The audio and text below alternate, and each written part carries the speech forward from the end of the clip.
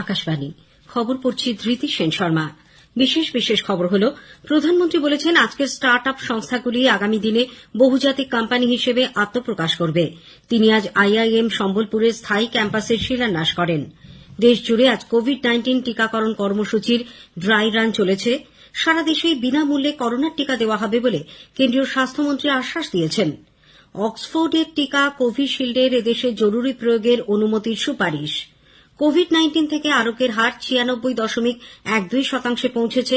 মোট আক্রান্তের 40 গুণ রোগী সুস্থ হয়ে উঠেছেন। পশ্চিমবঙ্গে সুস্থ হয়েছেন 96.14%। মুখ্যমন্ত্রীর বাড়ির কার্যালয়ের দায়িত্বে থাকা কর্মীর করোনায় মৃত্যু। ভারত ও ব্রিটেনের মধ্যে 8ই জানুয়ারি থেকে বিমান চলাচল আবার শুরু করা হবে। কর্তব্যরত অবস্থায় কোন কর্মী অক্ষম হয়ে পড়লে কেন্দ্র তাদের ক্ষতিপূরণ দেবে। প্রবীণ কংগ্রেস নেতা প্রাক্তন কেন্দ্রীয় মন্ত্রী বুটা সিং এর জীবনাবসান। করোনা সংক্রমণ এড়াতে মাস্ক পরুন, সঠিকভাবে পরুন, 2 গজ দূরে থাকুন, নিরাপদ দূরত্ব বজায় রাখুন, হাত ও মুখ পরিষ্কার পরিচ্ছন্ন রাখুন। আসছে বিস্তারিত খবরে। প্রধানমন্ত্রী নরেন্দ্র মোদী বলেছেন দেশে কৃষি থেকে মহাকাশ সব ক্ষেত্রেই স্টার্ট আপ সংস্থাগুলির সুযোগ ক্রমশ বাড়ছে। এমনকি মহানগরীর পাশাপাশি দ্বিতীয় ও তৃতীয় শ্রেণীর শহরগুলিতেও অনেক স্টার্ট আপ কোম্পানি আত্মপ্রকাশ করেছে, যা এক উল্লেখযোগ্য পদক্ষেপ। শ্রী মোদী আজ ভিডিও কনফারেন্সের মাধ্যমে ওড়িশায় আইআইএম সম্বলপুরের স্থায়ী ক্যাম্পাসের শিলান্যাস করেন। আজকের স্টার্ট আপ কোম্পানিগুলি আগামী দিনে বহুজাতিক সংস্থায় পরিণত হবে বলে তিনি আশা প্রকাশ করেছেন। শ্রী মোদী বলেন 2014 সাল পর্যন্ত ভারতে মোট 13টি আইআইএম ছিল। বর্তমানে তা বেড়ে 20তে দাঁড়িয়েছে। আত্মনির্ভর ভারত গঠনের লক্ষ্যে তিনি লোকাল ফর গ্লোবাল বা দেশীয় প্রযুক্তিকে আন্তর্জাতিক স্তরে নিয়ে যাওয়ার উপর গুরুত্ব আরোপ করেন। लोकल को ग्लोबल बनाने के लिए आप सभी आईआईएम के युवा साथियों को नए और इनोवेटिव समाधान तलाशने हैं। मुझे विश्वास है हमारे आईआईएम्स आत्मनिर्भरता के देश के मिशन में स्थानीय उत्पादों और अंतर्राष्ट्रीय कोलैबोरेशन के बीच ब्रिज का काम कर सकते हैं। इतना बड़ा टैलेंट पूल आत्मनिर्भर भारत अभियान को बहुत विस्तार दे सकता है। आज दुनिया में अपॉर्चुनिटीज भी नहीं है तो मैनेजमेंट की दुनिया के सामने चैलेंजेस भी नए हैं।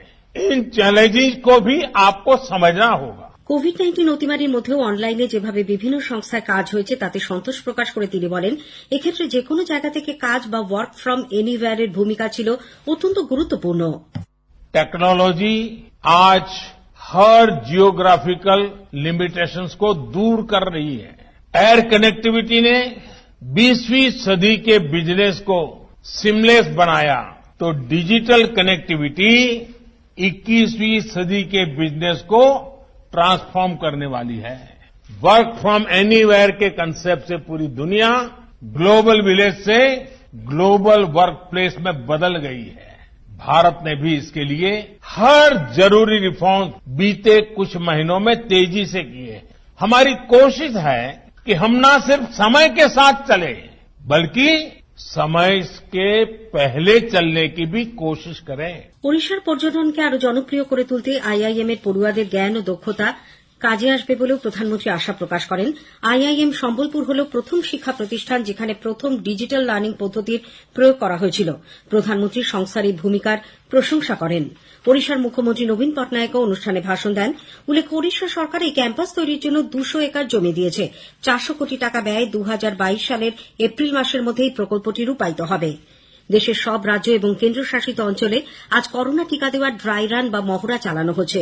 প্রকৃত টিকা দেওয়ার সময় কি কি সমস্যা হতে পারে তা চিহ্নিত করে দূর করাই এই উদ্দেশ্য। পশ্চিমবঙ্গেও উত্তর 24 পরগনার আমডাঙ্গা, মধ্যমগ্রাম এবং বিধাননগর এই 3টি স্বাস্থ্যকেন্দ্রে ড্রাই রান চলেছে। এই প্রক্রিয়ায় প্রত্যেক স্বাস্থ্যকেন্দ্রে 25 জন করে স্বাস্থ্যকর্মী মহড়া টিকাদান কর্মসূচিতে অংশ নিচ্ছেন। এই ড্রাই রান নিয়ে একটি প্রতিবেদন। মধ্যমগ্রাম আবদলপুর এলাকায় পৌরসভার স্বাস্থ্যকেন্দ্রে আজ সকালে এই ড্রাই ট্রায়াল রান হয়। এর পাশাপাশি আমডাঙ্গা ও দত্তাবাদের প্রাথমিক স্বাস্থ্যকেন্দ্রেও ট্রায়াল রান শুরু হয়। একটি গ্রামীণ হাসপাতাল ও 2টি আরবান পাবলিক হেলথ সেন্টারে 15 থেকে 20 জন স্বাস্থ্যকর্মীকে এই ড্রাই রানের সঙ্গে যুক্ত করা হয়েছে বলে জেলার মুখ্য স্বাস্থ্য আধিকারিক তাপস রায় জানিয়েছেন। সুরজিৎ বিশ্বাস, আকাশবাণী সংবাদ। স্বাস্থ্যমন্ত্রী হর্ষবর্ধন বলেছেন সারা দেশে কোভিড-19 টিকা বিনামূল্যে দেওয়া হবে। দিল্লির হাসপাতালগুলিতে আজ টিকাকরণের মহড়া পর্যালোচনার পর সাংবাদিকদের তিনি বলেন, শুধুমাত্র দিল্লিতে নয়, দেশের সর্বত্রই এই টিকাকরণ হবে নিখরচায়। এই প্রতিষেধকের কার্যকারিতা কতখানি নিরাপদ সেই নিয়ে কোনরকম গুজবে কান না দেওয়ার তিনি আবেদন জানান। তিনি বলেন, সরকার সব দিক খতিয়ে দেখবে, কোনো ক্ষেত্রেই কোনো আপোষ করা হবে না। অক্সফোর্ডের কোভিড-19 টিকা কোভিশিল্ড এদেশে জরুরি প্রয়োগে অনুমতি দেওয়ার জন্য ভারতের ড্রাগ কন্ট্রোলার জেনারেল ডিজিসিআই এর বিশেষজ্ঞ কমিটি সুপারিশ করেছে। এদেশের সিরাম ইনস্টিটিউট SII এই টিকা প্রস্তুত করেছে। সরকারি সূত্রে জানা গেছে, কোভিড-19 এর প্রতিষেধক নিয়ে গতকাল নতুন দিল্লিতে পুনের সেরাম ইনস্টিটিউট ও হায়দ্রাবাদের ভারত বায়োটেকের সঙ্গে বিশেষজ্ঞ কমিটি এক বৈঠকে বসে। দুটি সংস্থাই তাদের টিকা এদেশে জরুরি ভিত্তিতে প্রয়োগের অনুমতি চেয়ে আবেদন জানিয়েছিল। শর্ত সাপেক্ষে সেরামের কোভিশিল্ড ব্যবহারের অনুমোদন মিললেও বায়োটেকের কোভ্যাক্সিন টিকা প্রয়োগের এখনো অনুমতি মেলেনি। কোভিড-19 এর বিরুদ্ধে লড়াইয়ে ভারত আরও এক গুরুত্বপূর্ণ মাইলফলক স্পর্শ করেছে। চিকিৎসাধীন রোগীর সংখ্যা এখন মোট আক্রান্তের 2.43%। গত 24 ঘণ্টায় সংক্রমণের হার ও মৃত্যুর সংখ্যা আরও কিছুটা কমেছে। সেই সঙ্গে অবশ্য নমুনা পরীক্ষার সংখ্যাও কমেছে। বর্তমানে চিকিৎসাধীন 2,50,183 জন রোগীর চিকিৎসা চলেছে, যা আগের দিনের তুলনায় প্রায় 4,000 কম। মোট আক্রান্তের 40 গুণ রোগী সুস্থ হয়ে উঠেছেন। আরোগ্যের হার বেড়ে হয়েছে 96.12%। কেন্দ্রীয় স্বাস্থ্য মন্ত্রকের আজ সকালের রিপোর্টে জানা গেছে, 24 ঘণ্টায় নতুন করে আক্রান্ত হয়েছেন 19,079 জন। অন্যদিকে সুস্থ হয়ে উঠেছেন 22,926 জন। এই একদিনে আরও 224 জনের মৃত্যু হওয়ায় মৃতের সংখ্যা বেড়ে হয়েছে 1,49,218। এদিকে জাতীয় হারকে ছাপিয়ে পশ্চিমবঙ্গে করোনা সংক্রমণ থেকে সুস্থতার হার আরও কিছুটা বেড়ে 96.14% পৌঁছেছে। নতুন করে সংক্রমিত 1,153 জন। অন্যদিকে সংক্রমণ মুক্ত হয়েছেন 1,496 জন। মুখ্যমন্ত্রী মমতা ব্যানার্জির কালীঘাটের বাড়ির কার্যালয়ে দীর্ঘদিন ধরে দায়িত্বে থাকা মানিক মজুমদার করোনা ভাইরাসে আক্রান্ত হয়ে মারা গেছেন। তিনি বেলেঘাটা আইডি হাসপাতালে ভর্তি ছিলেন। মুখ্যমন্ত্রী তাঁর মৃত্যুতে গভীর শোক প্রকাশ করেছেন। দেশে করোনা ভাইরাসের নতুন স্ট্রেনে অন্তত 25 জন আক্রান্ত হয়েছেন। তবে নতুন এই স্ট্রেন বাইরে থেকে এসেছে কিনা সে ব্যাপারে বিশেষজ্ঞরা সম্পূর্ণ নিশ্চিত নন। এদিকে ব্রিটেন থেকে পশ্চিমবঙ্গে আসা যাত্রীদের মধ্যে 4 জনের নমুনা পরীক্ষায় করোনা পজিটিভ ধরা পড়ে। এদের মধ্যে একজনের দেহে নতুন স্ট্রেনের সন্ধান মিলেছে। বাকি 3 জনের নমুনা আজ পরীক্ষার জন্য পাঠানো হচ্ছে। ভারত ও ব্রিটেনের মধ্যে 8ই জানুয়ারি থেকে আবার বিমান চলাচল শুরু করা হবে বলে কেন্দ্রীয় অসামরিক পরিবহন মন্ত্রী হরদীপ সিং পুরী জানিয়েছেন। তবে 23শে জানুয়ারি পর্যন্ত দিল্লি, মুম্বাই, বেঙ্গালুরু এবং হায়দ্রাবাদ থেকে সপ্তাহে 15টির বেশি উড়ান চালানো যাবে না। দীর্ঘ 10 মাস পর স্বাস্থ্যবিধি মেনে অসমে প্রাথমিক বিদ্যালয় আবার খুলেছে। পঠন পাঠন শুরু হয়েছে। এদিকে করোনা পরিস্থিতিতে গত বছর 13ই মার্চ থেকে বন্ধ হয়ে যাওয়া রাষ্ট্রপতি ভবনের সংগ্রহশালাটি 5ই জানুয়ারি থেকে পুনরায় সাধারণের জন্য খুলে দেওয়া হবে। এই খবর আপনারা শুনছেন আকাশবাণী থেকে। কর্তব্যরত অবস্থায় কোনো কর্মী যদি শারীরিকভাবে অক্ষম হয়ে পড়েন এবং তারপরেও কাজ চালিয়ে যান, কেন্দ্র তাদের ক্ষতিপূরণ দেওয়ার সিদ্ধান্ত নিয়েছে। কর্মী বিষয়ক, পেনশন ও জন অভিযোগ সংক্রান্ত দপ্তরের মন্ত্রী জিতেন্দ্র সিং গতকাল এই কথা ঘোষণা করেন। এর ফলে বিশেষ করে CRPF, BSF ও CISF এর কর্মীরা যারা প্রতিবন্ধকতা সত্ত্বেও কাজ করে চলেছেন, তারা বিশেষ উপকৃত হবেন বলে শ্রী সিং উল্লেখ করেছেন। ডিসেম্বর মাসে দেশে GST বাবদ রাজস্ব সংগ্রহ এযাবৎ সর্বোচ্চ অঙ্কে পৌঁছেছে। মোট GST রাজস্ব সংগ্রহ হয়েছে 1,15,174 কোটি টাকা। কেন্দ্রীয় সড়ক পরিবহন মন্ত্রক ফাস্ট্যাগের মাধ্যমে জাতীয় মহাসড়কে 100% মাশুল আদায়ের চূড়ান্ত সময়সীমা 15ই ফেব্রুয়ারি পর্যন্ত বাড়িয়ে দিয়েছে। এর আগে নগদ লেনদেন গতকাল থেকেই সম্পূর্ণ বন্ধ হয়ে যাবে বলে ঘোষণা করা হয়েছিল।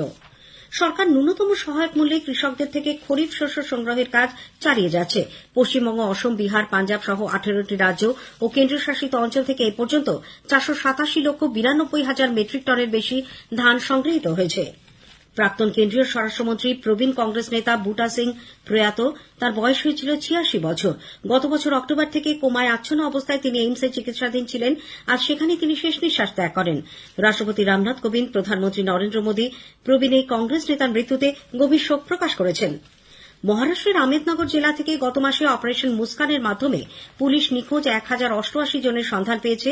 এর মধ্যে 77টি শিশু ও 621 জন মহিলা। শেষ করার আগে খবরের বিশেষ কিছু অংশ আরেকবার। প্রধানমন্ত্রী বলেছেন, আজকে স্টার্ট আপ সংস্থাগুলি আগামী দিনে বহুজাতিক কোম্পানি হিসেবে আত্মপ্রকাশ করবে। তিনি আজ IIM সম্বলপুরের স্থায়ী ক্যাম্পাসের শিলান্যাস করেন। দেশ জুড়ে আজ কোভিড-19 টিকাকরণ কর্মসূচির ড্রাই রান চলেছে।